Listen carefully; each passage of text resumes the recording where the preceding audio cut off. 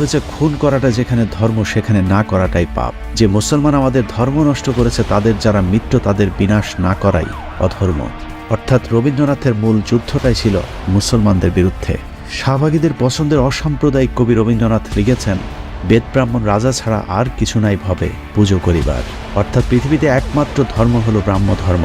এই হচ্ছে রবীন্দ্রনাথের অসাম্প্রদায়িকতার নমুনা।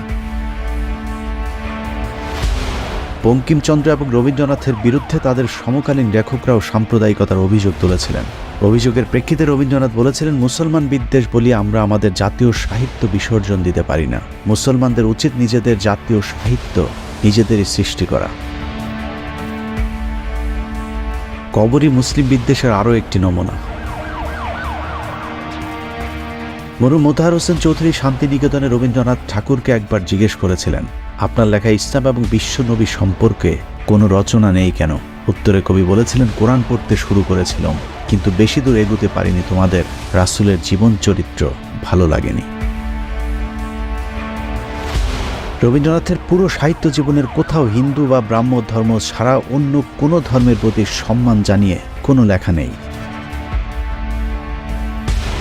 অনেকেই বলে থাকেন রবীন্দ্রনাথ ঠাকুর নাকি ব্রিটিশদের বিরোধিতা করেছিলেন, কিন্তু বাস্তবে তিনি ব্রিটিশ সরকারের পদলেহনকারী একজন বুদ্ধিজীবী ছিলেন। ব্রিটিশ রানীর 5 তিনি তার নোবেল পুরস্কার বাগিয়েছিলেন। এমনকি ব্রিটিশ বিরোধী আন্দোলনে মুসলমানেরা সবচেয়ে বেশি তৎপর থাকায় তিনি তার লেখায় বিভিন্ন সময় মুসলমানদের সমালোচনা করেছেন। রবীন্দ্রনাথ তার কণ্ঠরোধ প্রবন্ধে লিখেছেন, কিছুদিন হইল একদল ইতর শ্রেণীর অবিবেচক মুসলমান কলকাতার রাজপথে লোস্টন হস্তে উপদ্রবের চেষ্টা চালিয়ে যাচ্ছে। তাদের মধ্যে বিস্ময়ের ব্যাপার হলো উপদ্রবের মূল লক্ষ্যটা ইংরেজদের প্রতি। তাদের শাস্তিও যথেষ্ট হইয়াছিল। প্রবাদে আছে, ইটটি মারিলে পাটকেলটি খাইতে হয়, কিন্তু মূঢ়গণ ইটটি মারিয়া পাটকেলের অপেক্ষা অনেক শক্ত শক্ত জিনিস খাইয়াছিল। এখানে মুসলমানদেরকে তিনি মূঢ় বলে কটাক্ষ করেছেন। রবীন্দ্রনাথকে নিয়ে যতই সমালোচনা করা হোক, তারপরেও তিনি একজন প্রতিভাবান লেখক ছিলেন, এতে কোনো সন্দেহ নেই। কিন্তু তার প্রতিভার অধিকাংশই তিনি অন্যের লেখা চুরি করবার কাজে লাগিয়েছিলেন। খোদ যে লেখার জন্য রবীন্দ্রনাথ নোবেল পুরস্কার পেয়েছিলেন সেখানেও রয়েছে চুরি। 1913 সালে রবীন্দ্রনাথ যে নোবেল পুরস্কারটি পেয়েছিলেন সেটা আসলে গীতাঞ্জলির জন্য নয়, বরং গীতাঞ্জলির ইংরেজি অনুবাদ সং অফারিংসের জন্য। মূল গীতাঞ্জলি প্রকাশিত হয় 1910 সালের 4 আগস্ট, যেখানে মোট কবিতার সংখ্যা ছিল 157টি। গীতাঞ্জলির 157টি থেকে 53টি এবং তার অন্যান্য গ্রন্থ থেকে 50টি অনুবাদ করে মোট 103টি কবিতার সমন্বয়ে 1912 সালে প্রকাশিত হয় সং অফারিংস। অথচ আমাদের স্কুল কলেজ বিশ্ববিদ্যালয়ে পড়ানো হয়েছে রবীন্দ্রনাথ তার গীতাঞ্জলির জন্য নোবেল পুরস্কার পেয়েছে। যাই হোক, গীতাঞ্জলি বলি আর সং অফারিংস বলি, নোবেল প্রাপ্তিটাই অনেক বড় কথা। কিন্তু সমস্যা হলো সেখানেও রয়েছে শুভঙ্করের ফাঁকি। রবীন্দ্রনাথের বাংলা যে কবিতাগুলো ইংরেজিতে অনুবাদ করা হয়েছিল সেটা আসলে রবীন্দ্রনাথ করেনি। রবীন্দ্রনাথের হয়ে কবিতাগুলোর অনুবাদ করেছিলেন C.F. অ্যান্ড্রুজ। কিন্তু রবীন্দ্রনাথ সেটা কখনোই স্বীকার করেননি। তিনি অ্যান্ড্রুজের নাম দিয়েছিলেন দীনবন্ধু, যাতে কেউ তা বুঝতে না পারে। সেটাও সমস্যা হতো না, কিন্তু অনুবাদের পর দেখা যায় রবীন্দ্রনাথের এসব লেখার মধ্যেও রয়েছে মহাচুরি।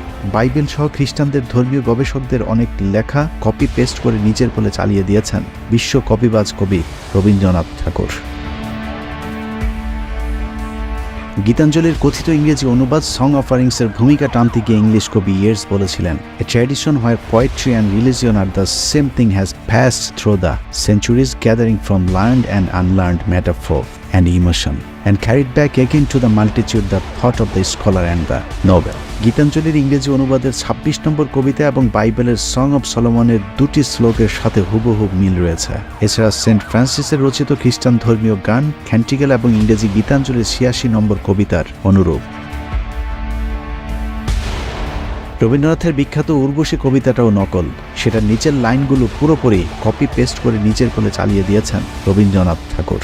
বৃন্তহীন পুষ্পসম আপনাতে আপনি বিকশী, কবে তুমি ফুটিলে উর্বশী, আদিম বসন্ত প্রান্তে উঠেছিলে মন্থিত সাগরে, ডান হাতে সুধাপাত্র বিষপাণ্ড লয়ে বাম করে। রবীন্দ্রনাথের এই কবিতাটি চার্লস সুইনবার্নের অ্যাটালান্টা ইন ক্যালিডন কবিতার সাথে অনেক সাদৃশ্যতা রয়েছে।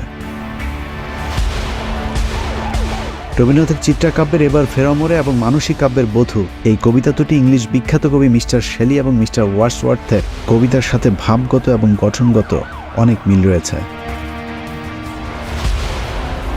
প্রিয়রঞ্জন সেন এবং নারায়ণ বিশ্বাস একমত হয়েছেন যে রবীন্দ্রনাথের গোড়া এবং ঘরে বাইরে দুটি কাব্য ইংরেজদের থেকে নকল করা। রবীন্দ্রনাথ তার লেখার একটি উল্লেখযোগ্য অংশ চুরি করেছিলেন মধ্যযুগের মুসলিম কবি সাহিত্যিকদের লেখা থেকে। এর মধ্যে মির্জা গালিব, শেখ সাদি, উমর খাইয়াম সহ অনেক লেখক রয়েছেন।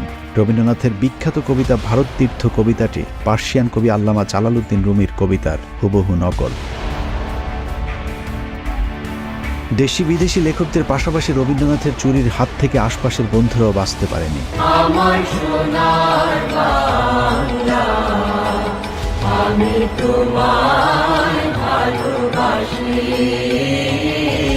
বাংলাদেশের জাতীয় সঙ্গীত আমার সোনার বাংলা গানের সুর রবীন্দ্রনাথ চুরি করেছিলেন তার বন্ধু গগন হরকরার আমি কোথায় পাবো তারে গান থেকে।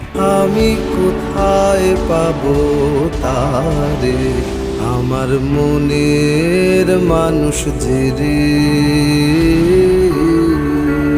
গগন হরকরার আসল নাম ছিল গগন চন্দ্র দাস। পেশায় একজন ডাক বাহক হলেও তিনি একই সাথে গীতিকার, সুরকার এবং লোকসঙ্গীত শিল্পীও ছিলেন। শিলাইদহে রবীন্দ্রনাথের সাথে একসাথে সঙ্গীত চর্চা করতেন গগন হরকরা। অথচ তার কাছ থেকে রবীন্দ্রনাথ যে তোমায় ছাড়ে ছাড়ুক ও আমার সোনার বাংলা গান দুটির সুর চুরি করেন। যে তোমায় ছাড়ে ছাড়ুক